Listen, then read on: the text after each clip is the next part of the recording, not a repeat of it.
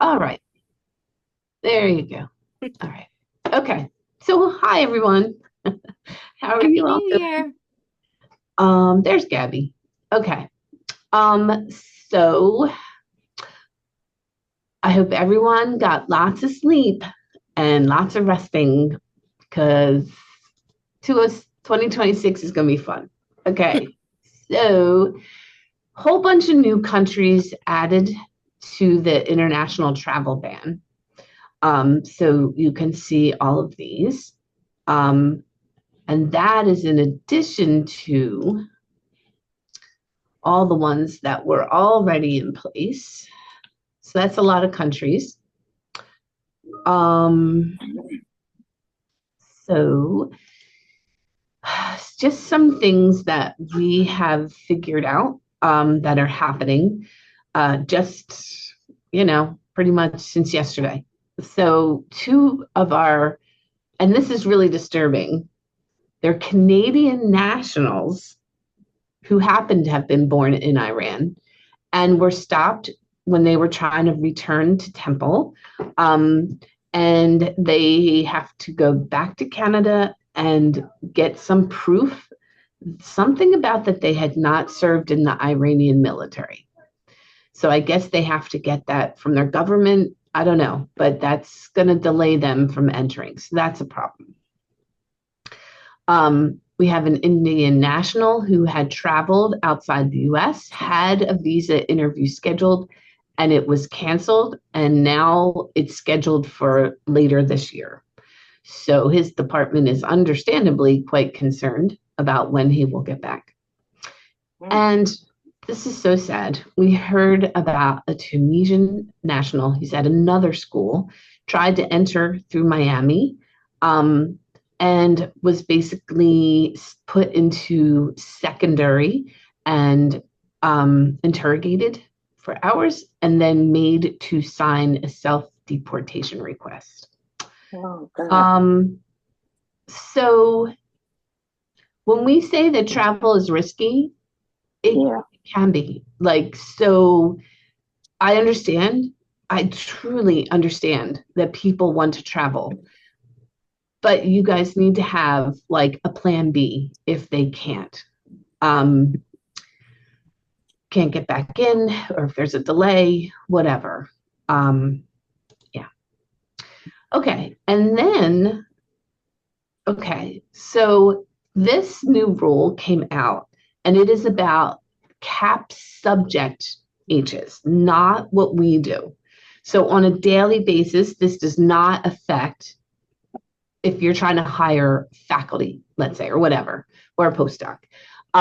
However, let's say you have students in your program that are graduating Mm. um, and are, or have graduated and are an OPT, and they were hoping to get an H-1B in industry or, outside of a university.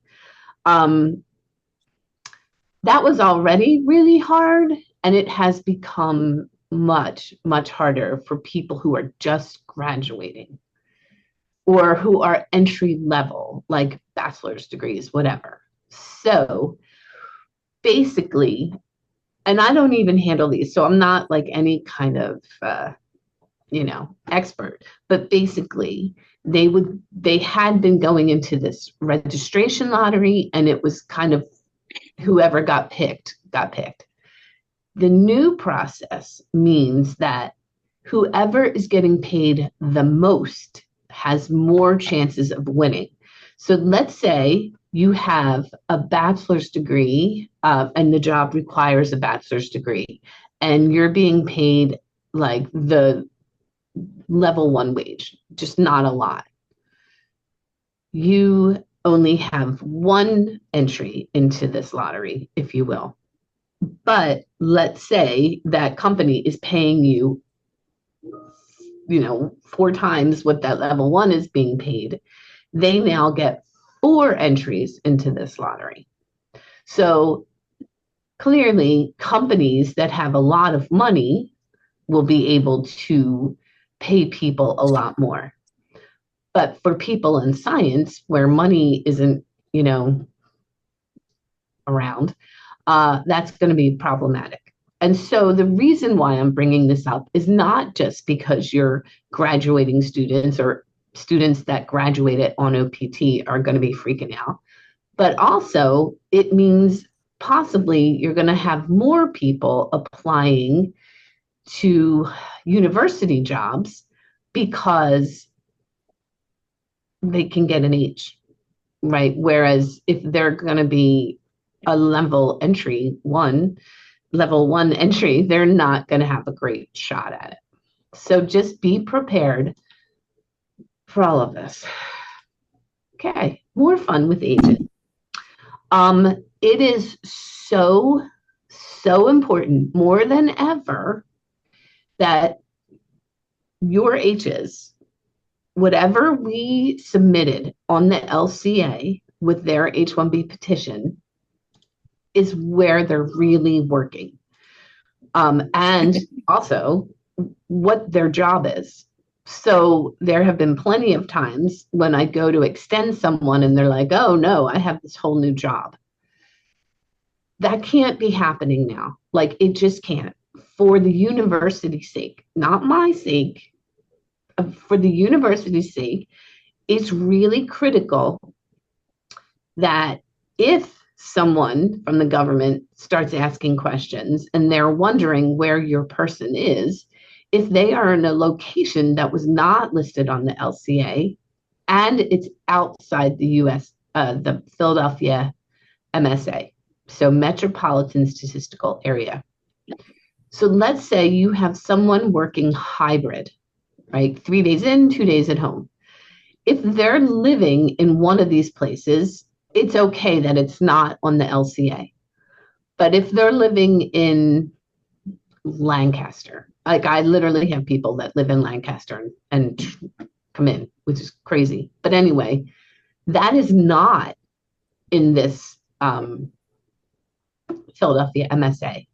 And if that is not listed on the LCA, it's a problem. So you may want to have a review, ask your people to look at their LCA to make sure that everything is fine, that it's supposed to be what it is.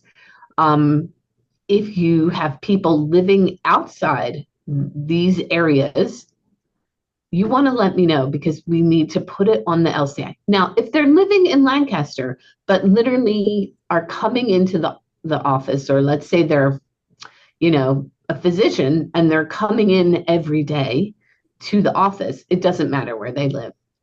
But if they're at all working from home, that's really important.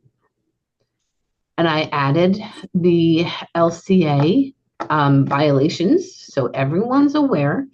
So there's all kinds of infractions and back pay might be there. But more importantly, we could have a bar on employer filing for both H's and green cards. So it's no joke. It's really important that people are really paying attention to their LCA. Okay, this is just here again. If someone's in the US, we don't have to pay the $100,000 unless we're filing for consular notification, which means they're going to be outside the US. So if there's anything, if we're filing for someone who's in the US, it's not a problem.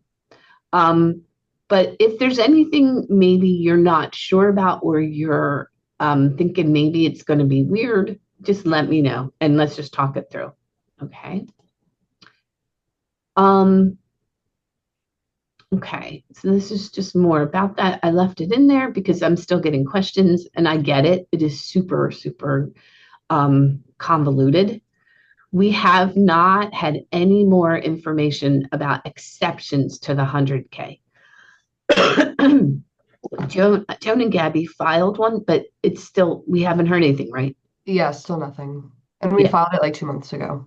Yeah, so don't hold your breath on that, I guess, is the point there. Okay, and I really wanted to go over this again. There are now really big consequences if someone is in the US and they're not working. So, or there was this 60-day grace period, immigration was kind of overlooking up to 60 days of unemployment. Those days are gone. So now maybe you get someone who's understanding and overlooks it, but you really don't want to count on that anymore. Plus, if someone has to leave the US, now they're subject to that $100,000 K fee. So, really be paying attention to end dates. This goes for everybody, people on OPT, because we want to make sure that we can file an H on time. People in J status, do they still have enough time in J status? Like, everything has become really important.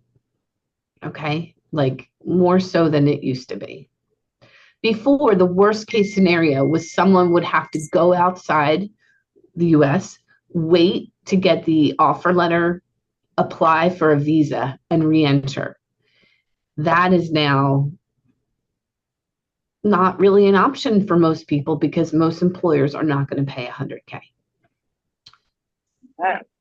Yeah, I know. It's a lot, right? Okay.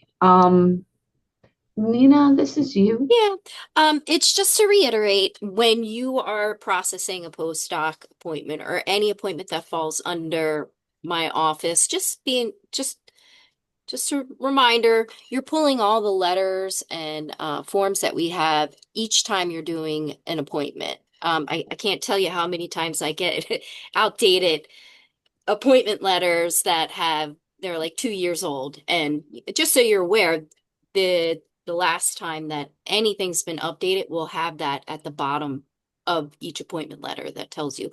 So just make it practice. Go to your TU portal and ensure that you're logging in, whether it's staff or faculty tools, and going under the University Forms channel to pull up all of the Office of Postdoctoral Fellow appointment letters and forms. Just keep that in mind. Next up, this is just the same thing to reiterate, postdocs that are paid off of grants, they're not subject to the hiring freeze, so you do not need an approval for that. However, I just want to let individuals know in the Lewis Katz School of Medicine, if the postdoc appointment is within the Lewis Katz School of Medicine, you still need to complete the hiring review form. Still needs to be completed because the dean of the Lewis Katz School of Medicine continues to review and approve all of the positions that go through there. So if you work in the Lewis Katz School of Medicine, regardless of whether or not it's grant funded or internal funding, that process has to also happen. And then for any postdocs that are not appointed at the Lewis Katz School of Medicine that are not on a grant, they do require a hiring exception, and that has to be included with the postdoc appointment package that you send to me via TU SafeSend or TU Secure. So just keep that in mind, and I do thank you for your attention to this update and your continued support. And next slide is just the processing times. I know that Gabby and Sharon and myself, we can tell you we keep getting asked what is an appropriate time for an individual to start. This is not new. These plans here for an individual that's domestic in the United States, it's 1 month prior to the initial start date. If you have a postdoc candidate in J1 status outside, has to be submitted to my office at least 2 months prior to the initial appointment start date. And that means that the appointment package must be completed, including the candidate's record in the Destiny 1 record before submitting to my office. It's really important because there are delays. And then plans to invite an H, obviously, as Sharon already told you, it's very important. And there's no exceptions to these processing times.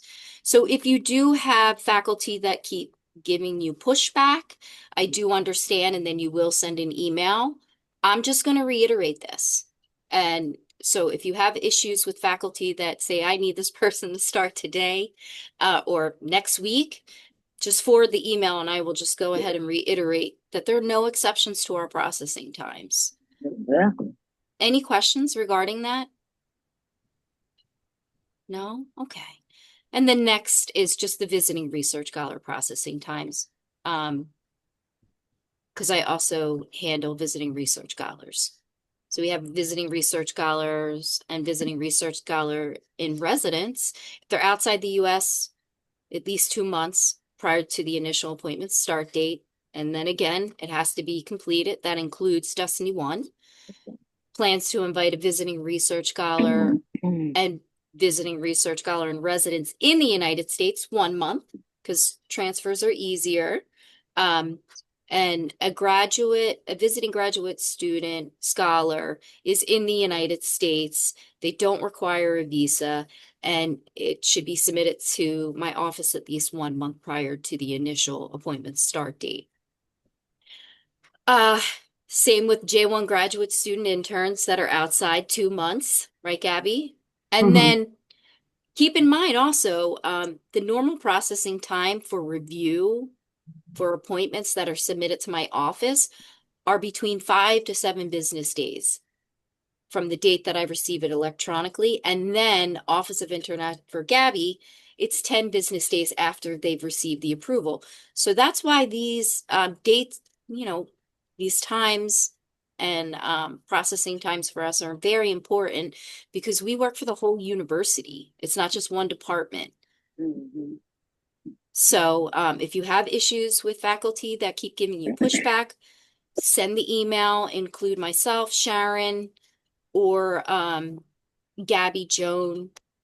Just make sure that your faculty are aware of this. And I usually send out usually updates.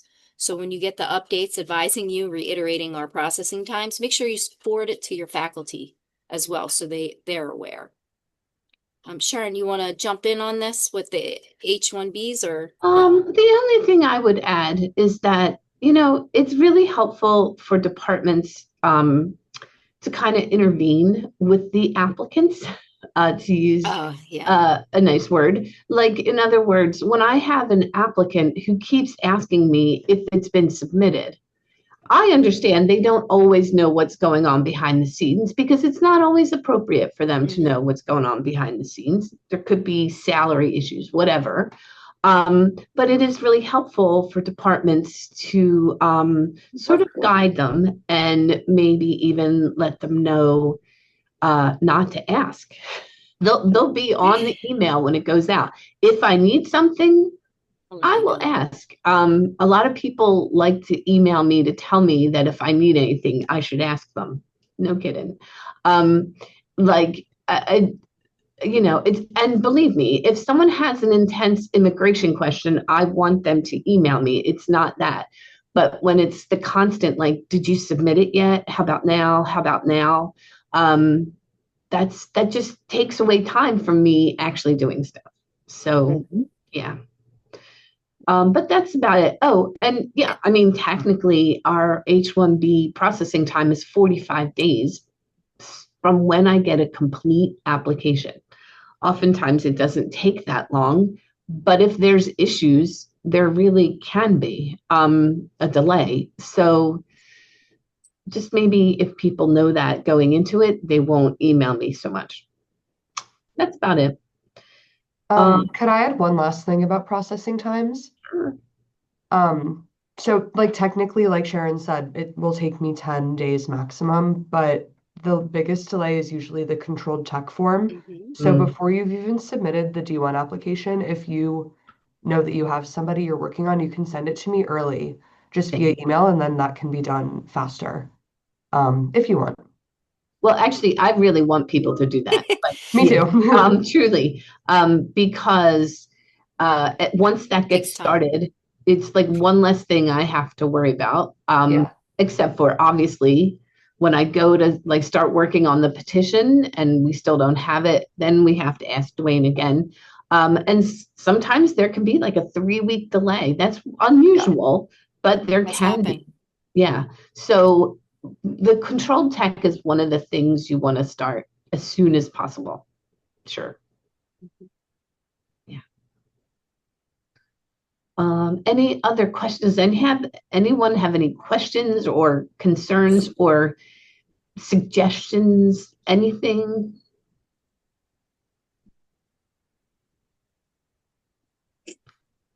Anybody? No, I think it's the new year. Everybody's Yeah. still getting back into things. I get it. Woo! I know, and it's an awful lot to give you the second day back. With all the H But issues. I mean, students are going to start coming back and they're going to be real worried. You So, know, I was thinking in regards to this, maybe, I don't know, maybe HR might consider doing OPT STEM because of, you know what? I sincerely doubt it. And I'll tell you I why. know, but No, it's just no, a actually, shot I in the have been dark. the biggest proponent of, I wish they would. Hmm. And now there's so many issues with institutions that use E-Verify, which is what they Oh, have to do. yeah, well, we know the And E-Verify, so but I understand why now Yeah. is not the time. yeah. Yeah. I mean, go with like, you know, in Yeah. 3 or 4 years, maybe that's the time, but I don't foresee it. We've been saying this forever, Sharon. So, Yeah, I know. But yeah, like, I was yeah, thinking about it though. It's like maybe this might be something that they decide to move forward with, especially with everything that's going on. unfortunately, no. So yeah, I mean, I just wouldn't count on that. Um, but you know, if anyone has any questions and they're not sure what we should be Reach out. doing or what the best way forward is, we're going to try to do our best. But you know, who knows if they're going to start giving Canadian nationals that were born in another country a hard time. Like they come up with things that like we don't even see coming. So there's just no planning for it. And so everyone has to try to be as flexible as humanly possible. Yeah. And just know that we are trying. We are trying everything we can. Yeah, it's just a lot. Anybody else have anything they want to add? I have a quick one. Sure. Thank you for all of this. I know Sure. that you think about it so we don't have to all the time, but it can't be easy. Yeah. So I'm coming back in to, after a long, doing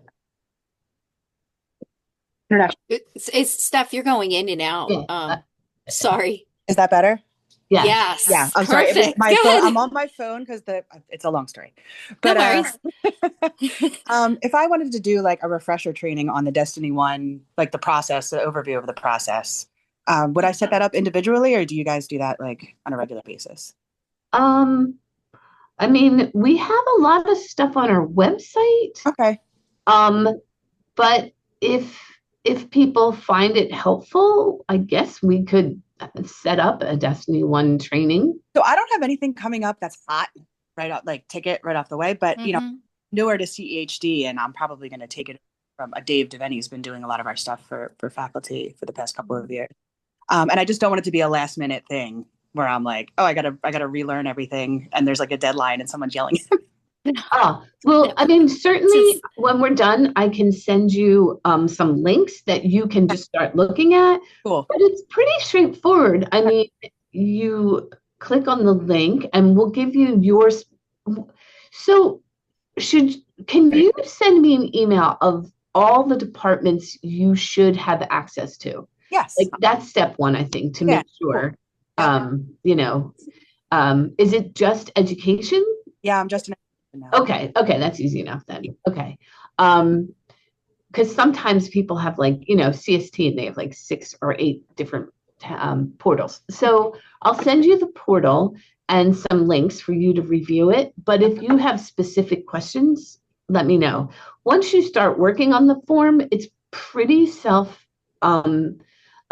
explanatory, but if people are working on, like, let's say the H-1B or the J-1 application, and they think of something that would be really helpful to have in it, let us know, because we are constantly changing these applications to kind of capture as much as we can. Okay. So yeah, if you're doing it and you're like, why don't they have this thing in there? Just let me know. Okay. So yeah, I will send that when we're done. All right. Sounds good. Thank you. Sure. Anybody else? No? No. Okay. Well, if anyone has anything afterwards, you're welcome to reach out and let us know. Oh, there's a chat. Hold on. Just says thank you so Oh, much. I'm so glad. Thank you. Yes, that's good to know. Okay. Well, then, unless anyone has anything, that's pretty much it. Yep. Let me- And I Oh, guess Thank you. we'll see you next month. yes, that's true. Hi guys, thanks for Bye. coming. Thank Bye, you. everybody. Bye, Birdie. Bye-bye. Bye-bye. Bye-bye. Bye. Okay. All right. And then I'll wait, and then I guess once the recording is finished, I'll send it to you. Yeah. So I have a feeling you're gonna have a hard time doing that. So let me know and we can talk about it, because it Oh. might be too big, but I don't know. We'll see. No, Okay. it won't be too big. You know why? Because I do my manuscript guidance formatting sessions via Zoom, and it's like an hour. And I record and I But to send. email it, it might be difficult. Maybe you could send it through Tuesday Send. It might work. I don't know. But let me know if you have No. it. Oh, shared. It would be the shared drive. It would be able to share it that way. Okay. All right. Let me see. I'll figure it out. I'll Okay. figure it. All right. Sounds good. All right. All right. Happy New Year. Happy New Year, everybody. Bye guys. Bye.